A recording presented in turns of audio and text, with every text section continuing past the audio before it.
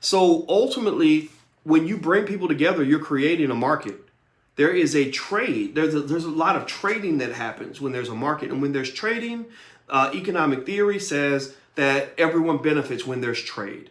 That's why the market dropped during the trade war between China and the US, because China and the US disputing with one another in a trade war is like a couple getting into a fight. If a couple gets into a fight, they loved each other last year, but they had issues, but they loved each other, and they functioned as a family. Now, one partner's threatening to leave the household and there's chaos. Well, then everybody's losing now, right? So ultimately, when there's trade, people are better off. When there's less trade, people are worse off. So the creation of a market actually is something that adds value in an almost magical way. One example is London. London actually became, I think, one of the richest cities on earth, and the first city in the West to have more than a million people in its borders.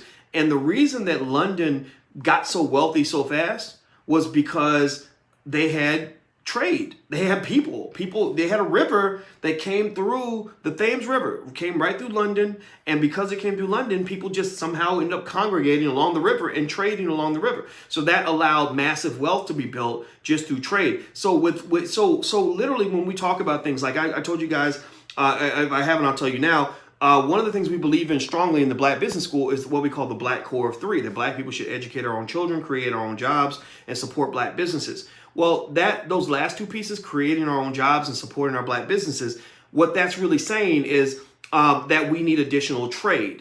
So the trade in hiring someone means that someone brings their labor to you, their human capital, and a Black business owner purchases that human capital. That's trade, right? Supporting Black businesses means that the consumer is trading with the producer and buying their products. That's trade. That way the consumer's better off, the producer's better off, right? And then the last piece is the trade of capital, right? In fact, a well-functioning economy, in my opinion, has the market that has the three C's: a market for capital, contractors, and customers. And what does that mean? Well, the market for capital means that you've got borrowers and lenders available, or you've got people that can invest and people who need capital so they can use that capital to put ideas to work. The second market, the market for contractors, is basically employees and people you hire to do the work. Like, I'm skilled as an architect. You need buildings built because you're going to sell those buildings. Then we work together. We trade. I trade my labor. You buy it. You take the building. I build for you and you sell it for a premium, et cetera, et cetera. The market for customers is basically the old-fashioned relationship between a producer and a consumer. Black people don't win in the broader economy because we're stuck on one side of those equations. We're typically stuck on the side of being the customer and not the producer. We're stuck on the side of being the contractor and not the employer. We're also stuck on the side of being the lenderer, but we don't receive those investment funds. So lots of Black people put their money in banks and these banks don't turn around and invest in Black communities. They don't loan money to Black people. So effectively, it's sort of a bad seesaw. Like, we're on the, it's not a balanced relationship. So the creation of a Black economy, just by bringing people together, allows you to start sharing resources. And those resources aren't just financial. It's not just a matter of trading money. As you all mentioned earlier, when you're together, you're trading ideas. So that's intellectual capital, right? You're sharing, camaraderie, which is some sort of social, spiritual capital that comes from just the joy of being around people like yourself. You feel more secure. You feel happier, right? Your families are better off that way. Maybe you meet your wife in that group, right? So ultimately, bringing people together could literally increase Black wealth by trillions of dollars. And in contrast, integration spread Black people out, which caused a mass diffusion of wealth, of Black wealth. And so ultimately, that's what we're kind of looking at now, and that's where things are going. So let's keep going. All right, so the next topic here is IPO. IPO stands for initial public offering. Why does a company do an IPO?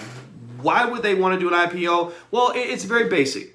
They're thinking, okay, we got big dreams. We've got champagne dreams and a beer budget, right? We want to do big things, but we don't have the capital to do them. And on top of that, I'm an entrepreneur. I don't want all my money locked up in this company. So what an entrepreneur who has a successful company can do is they can go public and do an initial public offering. What does that mean? That means that they go to the public, they fill out a bunch of paperwork, because for security reasons, to keep prices high, the federal government requires you to reveal tons and tons of information about your company that you would not reveal otherwise. Private companies, they keep their doors, they keep their mouths shut. They don't tell you much of anything. Publicly traded companies have to fill out reports on a regular basis, or they will get in trouble. Sometimes they can even go to jail. And then but by following these rules, they then have access to a public market for capital. So they can go out and they can say, look, we're selling a big chunk of our company for this much money. And to make it easy for the public to invest, we're going to chop it up so that each piece of this gigantic pizza that we're serving you has a price of $40. So you can buy into this IPO for $40 a share.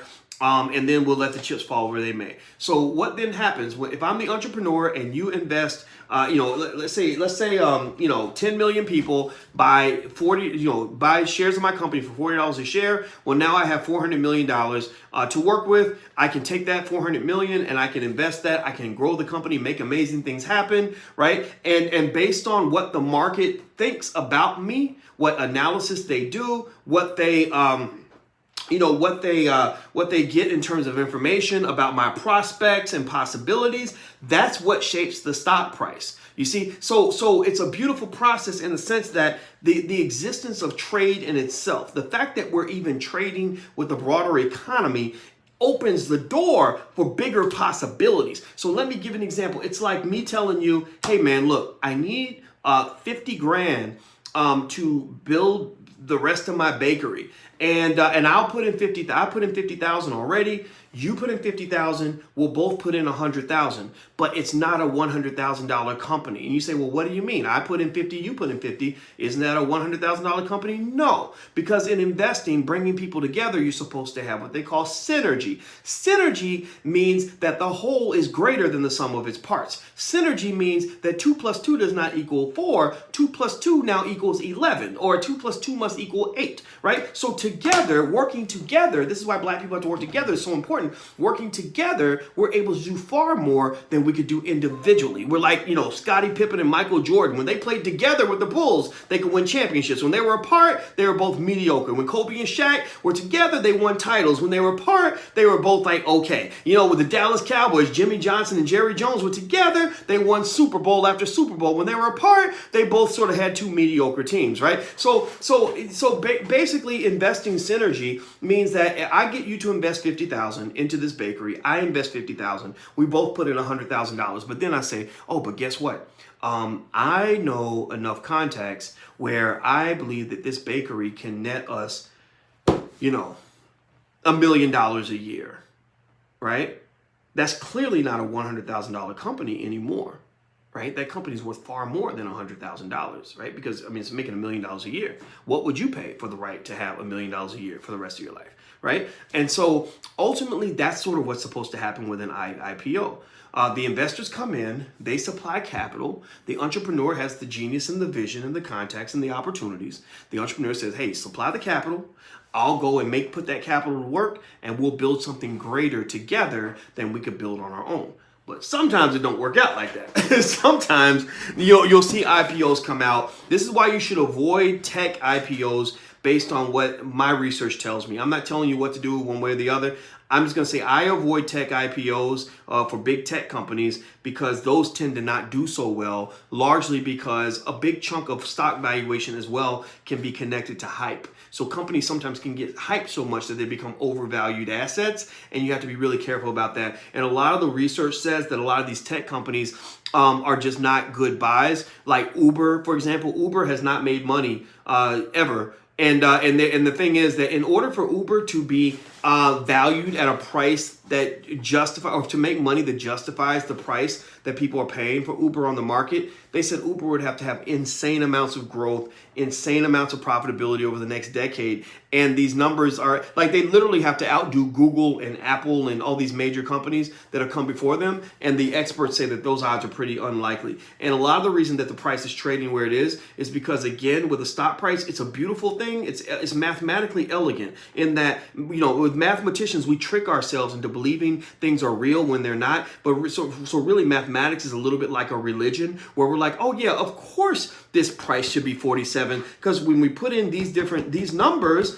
into this equation, we get 47. So that's very concrete. It's very, very real. But who decided that those numbers are the numbers that should go into the equation? Who decided that that's the right equation at all, right? So really we kind of trick ourselves into believing that we know the unknowable. But the reality is that you don't know what the future is going to hold. So to make it more concrete for you, people can tell you what the price of Uber is based on all kinds of expertise, all kinds of analysis, all kinds of really good, processing of information.